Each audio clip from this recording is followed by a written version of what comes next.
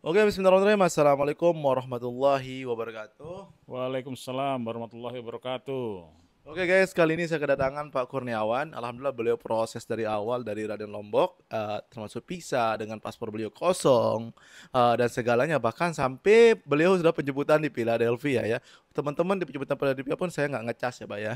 Saya kasih gratis. Kalau dari New York ke Philadelphia baru bayar ya. Nah itu. Dan itu pun saya suruh beliau nunggu dulu. Nah, jadi ini beliau itu berangkat 3 orang sama anaknya, ada cowok dan cewek umur 18 sampai 19 tahun.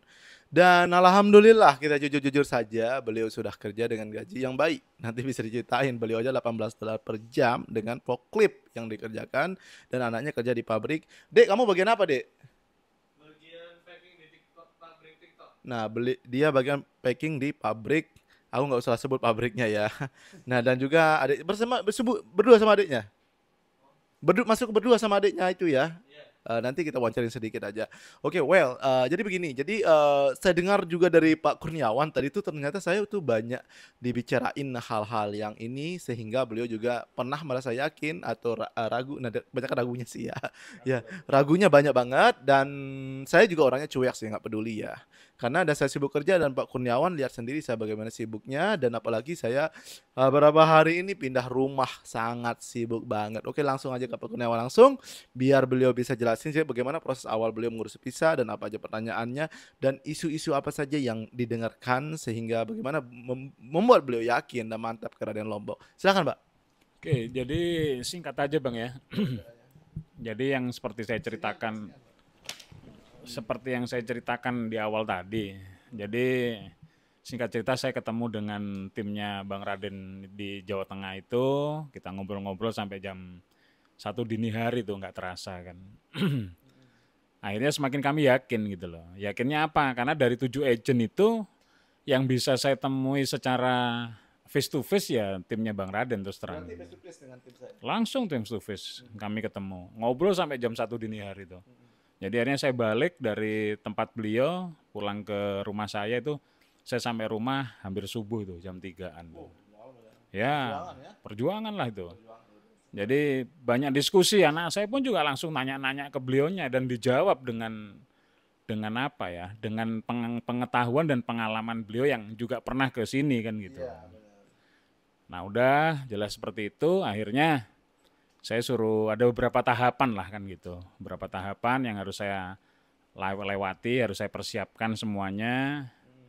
Terus jadilah D160 saya selama 2 hari. Saya suruh memahami, suruh mengerti, bukan untuk dihafal ya. D160 bukan dihafal, tapi Lebih dipahami dipahami, dan benar. dimengerti gitu. Udah dari situ kami menunggu prosesnya kan gitu. Nah, di dalam berproses itu ya saya akhirnya matikan apa kebiasaan scroll-scroll TikTok, Bang. Jujur aja. Gimana? Oh, ya. Kan ini sebelum satu itu kan Bapak lihat sendiri kalau saya tuh banyak yang sendiri. Benar. Banyak Jadi yang jangan terang-terangan.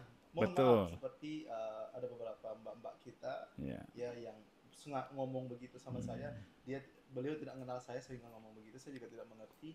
Itu gimana Bapak bisa yakin? Dan mohon maaf satu lagi, saya tidak pernah mengasih informasi informasi menakutkan. Jadi saya Betul. jujur aja informasinya ini apa adanya sama kayak Bapak. Saya bilang, "Pak, kalau nyari kerjaan itu harus sabar." Tapi dapat. Bapak Betul. berapa hari dapat kan bisa dijawab dan gajinya pun berapa silakan.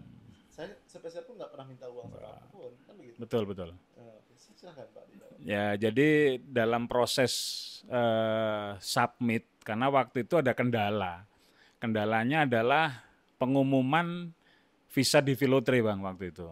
Jadi sistem agak lemot, agak susah ya. Jadi nggak bisa masuk-masuk submit itu sampai nunggu sekitar 3 harian kalau nggak salah saya.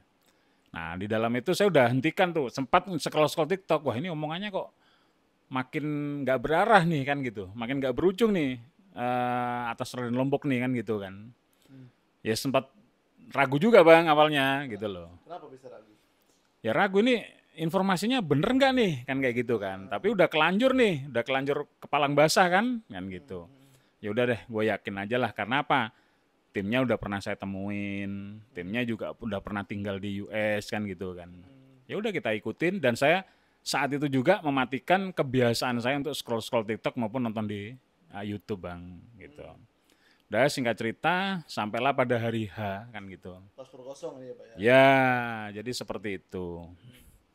Akhirnya pada hari H ya kami bertiga itu apa ya? Yakin nggak yakin bang, tapi kebanyakan persentasenya nggak yakin gitu loh. Nggak yakin bahkan granted gitu loh. Tapi kan kita aja bagaimana jadi. Oh ya, tip dan triksnya itu saya memiliki riwayat D160 itu dari 7 agent tadi bang. Itu saya punya. Hard copy-nya bentuk PDF itu saya punya 7 agent itu saya memiliki. Nah dari 7 agent itu bermacam-macam satu profil, tapi bermacam-macam cara mengisinya gitu.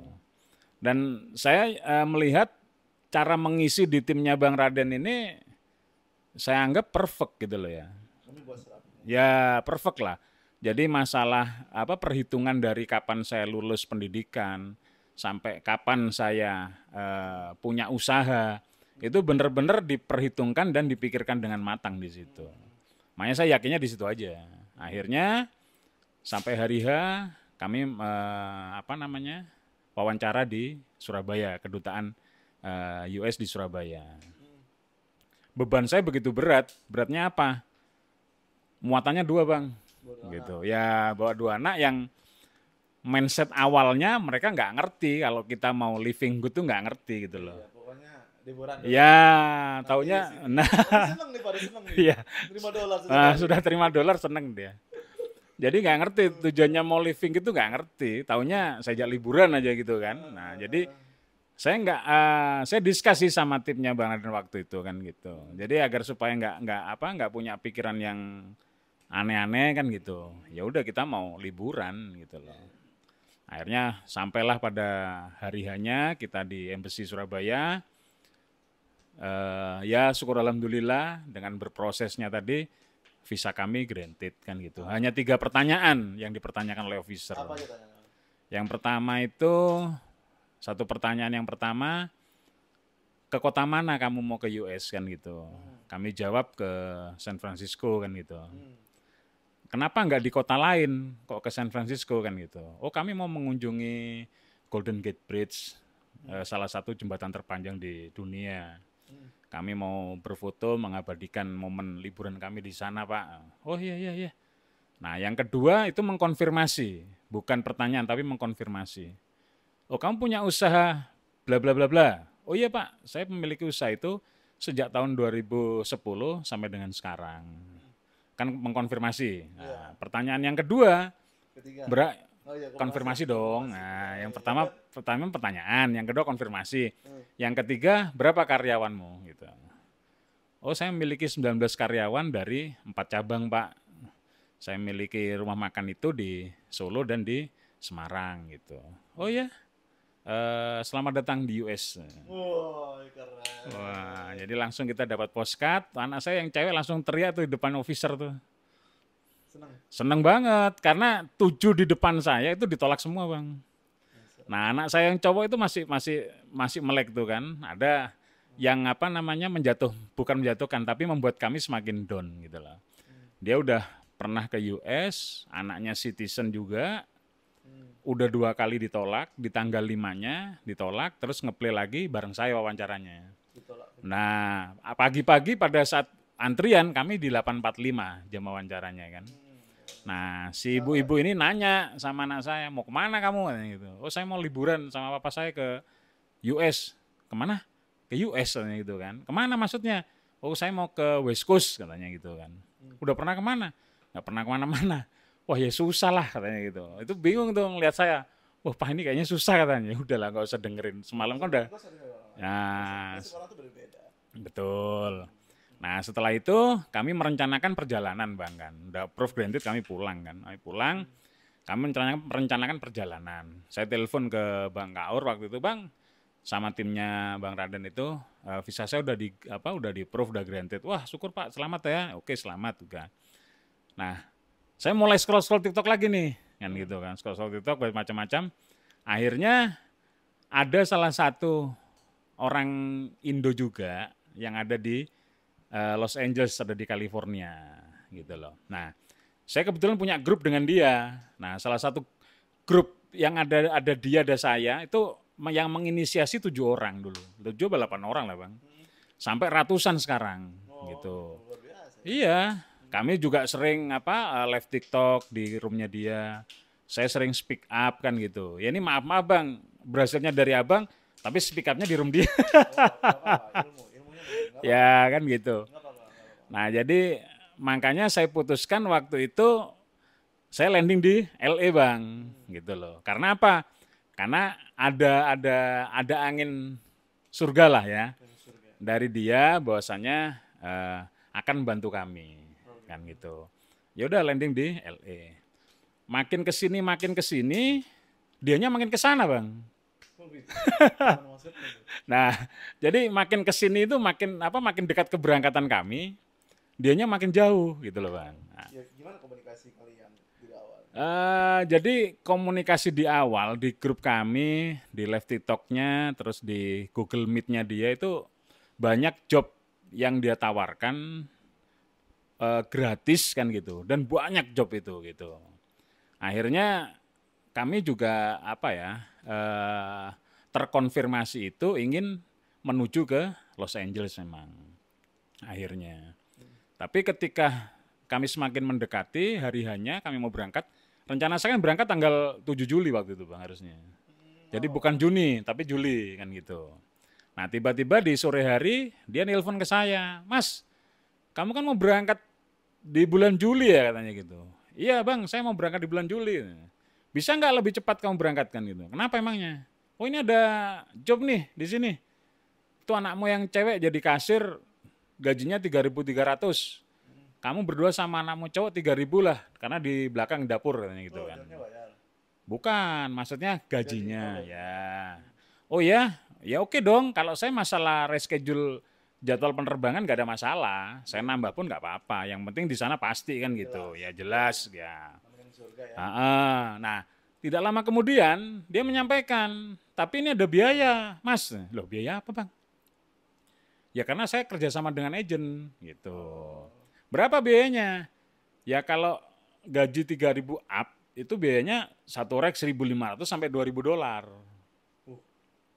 Gitu. Wah, Abang ini kerjasama sama agent ini udah dipikirkan belum Bang? Saya kan nanya gitu. Karena apa? Kita punya komitmen di grup tadi itu memang tidak ada biaya gitu loh Bang dari awal. Kami ingin membesarkan sosial media baik di TikTok maupun di WA-nya itu agar supaya jadi gede bisa membantu teman-teman yang dari Indo mau ke US gitu loh. Maksud kami seperti itu. Berarti Bapak admin di sana juga. Ya.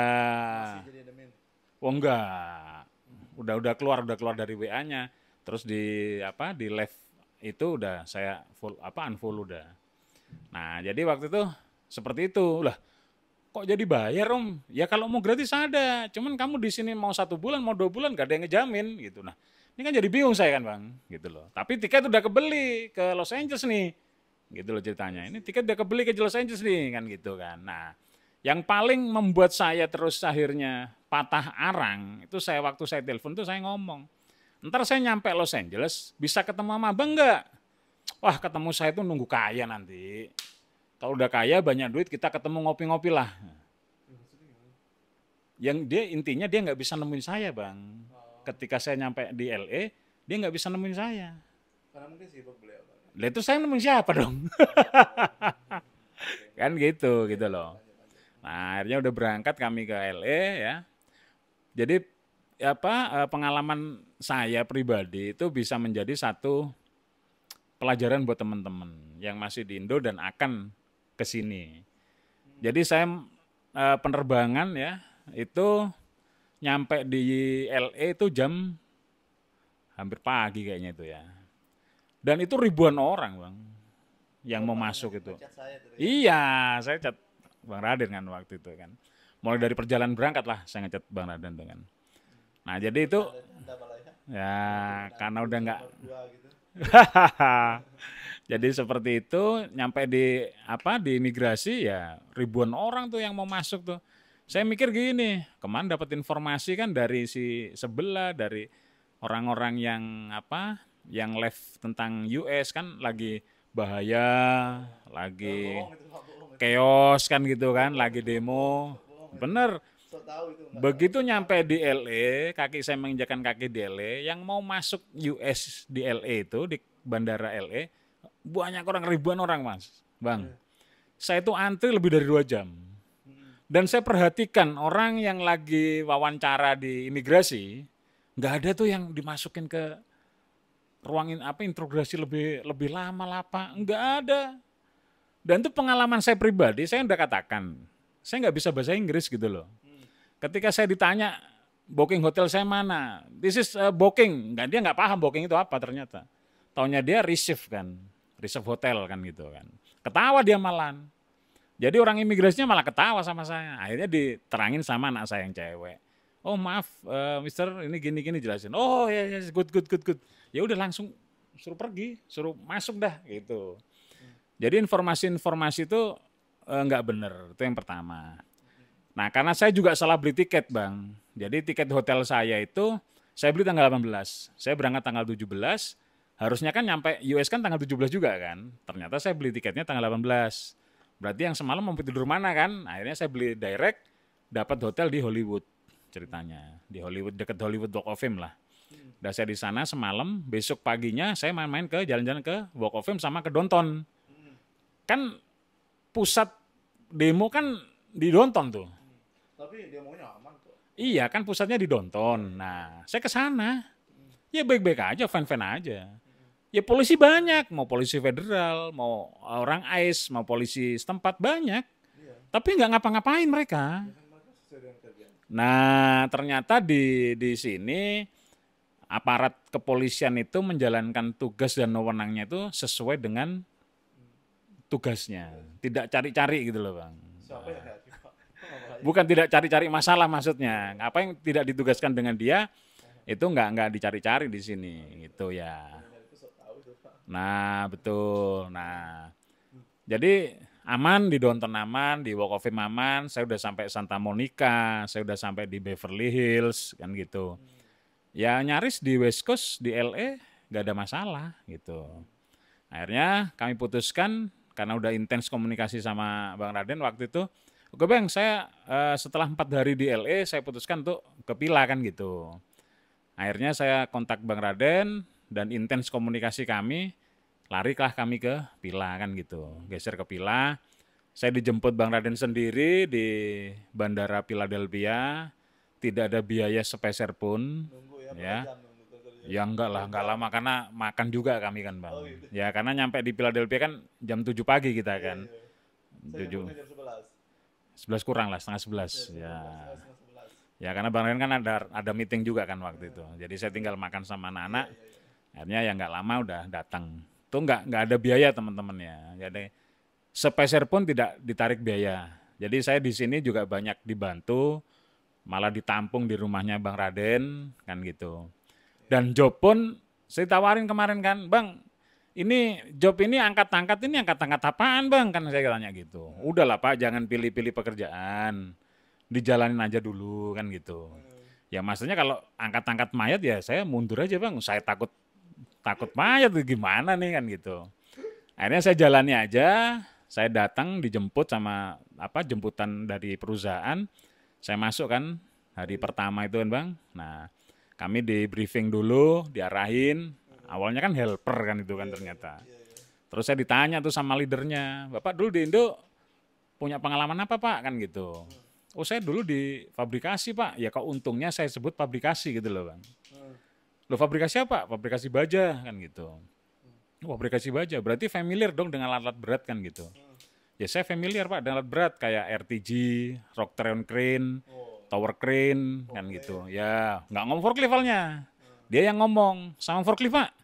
Ya saya familiar Pak, karena waktu di fabrikasi saya di gudang ada forklift gitu. Bener Pak, iya masih bisa mengoperasikan. Ya kalau saya nggak lupa masih bisa Pak. Ya udah itu di dalam ada forklift, ayo kita coba lah gitu. Langsung gas lah kan gitu. Ya. Jadi sejam sekarang 18.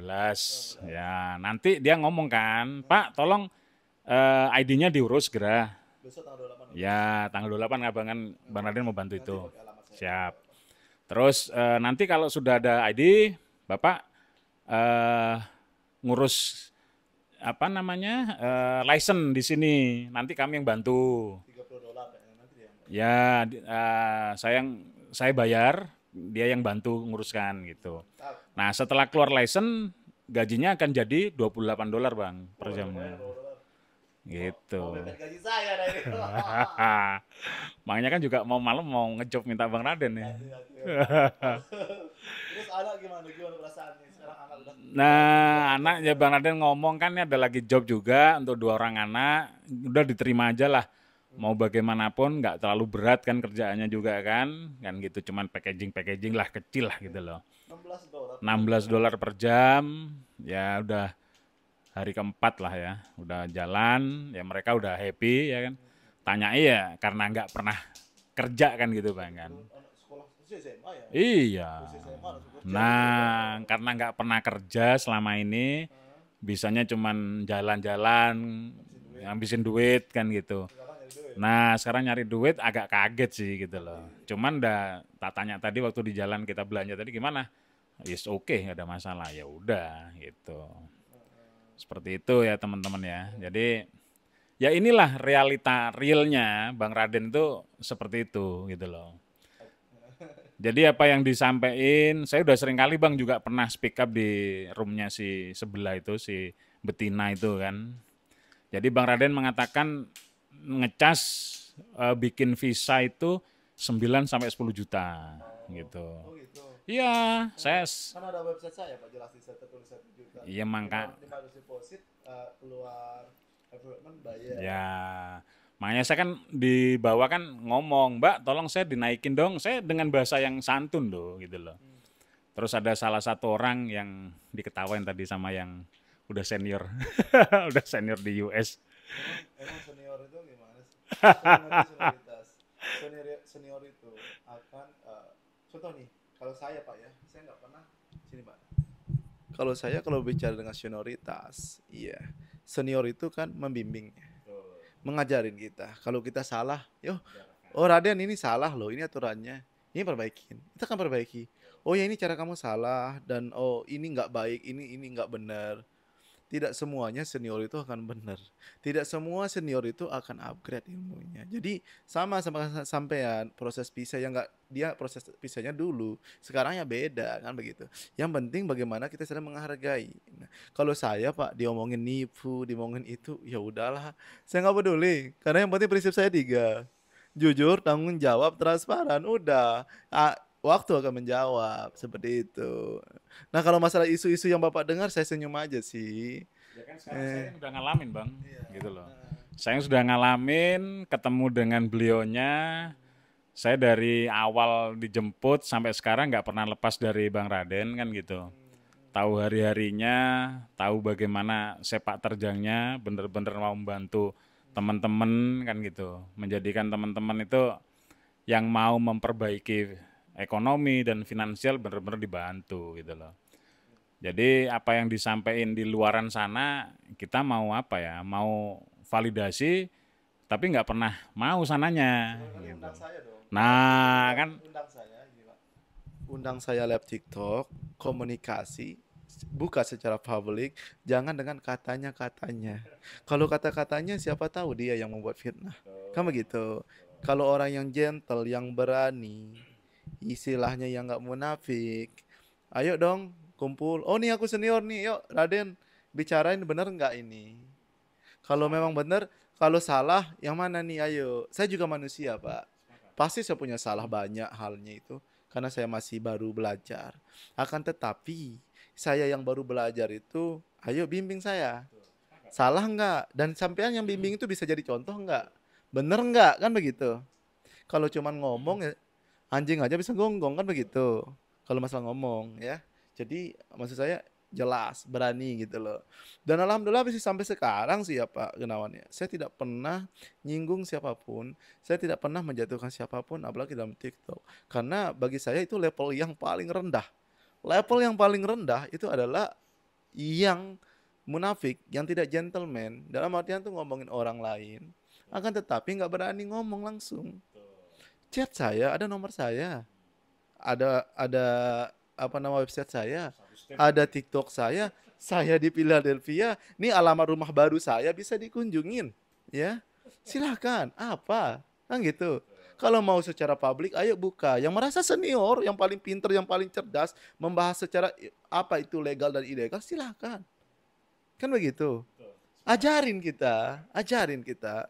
Yang penting di sini contoh, berapa orang yang saya udah di kos di sini, ada nggak yang nganggur? Bapak nganggur nggak? Enggak lah. Langsung tuh. Langsung nggak? Langsung. Nunggu, kan gitu. Nah setidaknya kalau kita tidak bisa bantu orang lain, kita berdiam. Kan gitu. Dan Bapak sendiri betapa sibuk saya, dan ini pun saya liburin diri karena urusan rumah. Dan kita belanja-belanja, udah habis berapa dolar Pak kan gitu. Sampai saya lihatin nih $0 Pak gitu. Dalam beberapa detik.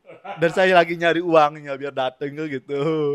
Nah gitu. Nah dalam artian tuh Pak, jadi kalau mengenai penilaian orang lain itu kan setiap orang bisa menilai yang berbeda ya. Tapi saya percaya Pak, karena waktu itu akan menjawab. Contoh kalau saya memang nipu, terus saya nggak akan berani istighfar gini Pak. Nggak berani saya akan live. Kalau ada yang gitu ya saya naikkan. Kalau saya, oh ya Raden kamu nipu, oh ya naik dong. Oh kamu siapa? Kapan? Dibuktinya apa? Di mana? Kan jelas. On cam dong, kan gitu. Nah kamu kenal saya nggak? Kan gitu. Nggak usah ngomong gitu. Ini itu kan nggak cerdas. Masa kita jadi, ya masa manusia jadi setan? Jangan dong. Ya manusia itu paling paling perfect daripada setan kan begitu. Ya gitu aja sih kalau saya. Jadi kalau penilaian orang lain itu silakan Pak gitu. Dan Bapak sendiri ya, saya betapa sibuk saya 1 jam 2 jam udah saya pergi berangkat bolak balik. Dan ini pun kita udah jam berapa nih? Jam 12 malam. Belum istirahat. Kan gitu karena kesibukan. Kan gitu. Nah gimana statementnya dari Bapak dulu nih? Ya jadi teman-teman yang memang mau ke US mengurus visa itu adalah apa ya, tiket kalian untuk pertama kali ya, itu adalah visa, nggak usah mikir yang lainnya, visa aja diurus, bimbingan dengan orang yang tepat dan orang yang benar, kan gitu. Nanti ketika kalian udah nyampe di US, itu bisa menghubungi Bang Raden atau timnya ya. Jelasin paket saya juga Pak biar mereka tahu. Jadi mana bahasa yang berdua. Jadi paket saya apa sih? Jadi paketnya Bang Raden itu $450 itu untuk satu mobil jemput dari JFK sampai ke Philadelphia. Itu termasuk dapat nginep 3 hari. Iya. Ya, Sekarang di sini ini sekarang Bapak udah berapa lama? udah lama sekali nih, Ya udah. gitu loh ya. Jadi itu paketnya, itu aja ada yang ngomong terlalu mahal gitu loh. Lah terus yang Jangan. 1.500 2.000 gimana? Kalau mahal nggak mampu di saya ya jangan. Ya, Banyak yang lain. Tapi meskipun gini, oke begini teman-teman, nggak misalkan ini mahal paketnya $450 dari penjemputan dari New York, saya bisa kalkulasikan sehari itu saya bisa dapat segitu dengan kerjaan saya. Jadi saya korbankan kerjaan saya untuk jemput teman-teman seperti itu. Nah bisa teman-teman itu pakai pakai kalau bisa pakai bis, pakai Amtrak, pakai taksi, pakai Uber, terserah. Kalau mau lebih murah itu pakai bis, pakai Amtrak, ya. Sesuaikan, bisa nggak teman-teman belajar kan gitu. Terus kedua, banyak teman-teman yang mengadakan jasa, itu teman-teman tuh bisa pakai ya. Jadi kalau mau nggak maunya itu tergantung teman-teman. Jasa itu beda-beda orang menawarkan ya. Nah, jadi meskipun teman-teman pakai jasa lain atau apa, kalau ke sini ke saya, welcome saya, silakan. Rumah baru saya ambil di sini tuh, tempat elit dan besar. Teman-teman mau ke sini juga boleh, silakan kan gitu. Dan juga yang mau ngelapor ke ICAC kata silakan gitu loh. Saya sangat tunggu gitu loh. Oke. Jadi begini ya, seperti saya bilang, jangan orang pecundang tidak boleh nonton video saya. Beneran. Kalau memang pecundang mau jadi pemberani silahkan tonton gitu aja. Karena ya di Amerika kita fine-fine saja dimanapun. Dan mengenai visa apa yang dipakai ya silahkan pikirin. Jadi nggak usah menapik lah hidup itu, nggak usah sok-sokan ngasih berita ini ketangkap itu ketangkap. Wah, kalau bahasanya apa ya bagi saya, ya udahlah, kalau memang kamu kaya bisa bantu orang, bantu. Kalau kamu memang memang pengen keluargamu aja datang yang ke Amerika, silakan keluargamu saja yang datang. Tapi kamu nggak pernah boleh bikin orang down. Ingat, roda itu berputar loh Pak. Anda sekarang mungkin kaya, kita nggak tahu besok, gitu kan? Kita nggak tahu nasib orang masing-masing. Kita nggak tahu kalau Allah bilang kamu di bawah ya gimana lagi kan begitu. Jadi jangan sombong ya. Kalau nggak bisa bantu, lebih baik diem. Kalau bisa bantu, alangkah baiknya. Setidaknya kasih edukasi yang memang ngeril di lapangan, yang setidaknya memang itu jadikan orang tuh pemberani. Katanya ada beberapa orang bilang Raden membantu tapi menyesatkan. Menyesatkan yang di mana? Bapaknya kerja, dapat duit. Orang misalkan ya aku ke sini pakai visa turis, aku mau kerja, ya kan urusanku risiko. Kalau dipulangkan atau apa kan sih risiko. Yang penting aku tidak pernah ngajak ngajak orang-orang, Pak, ke sini ke Amerika nih. Ini banyak job, bayar. No.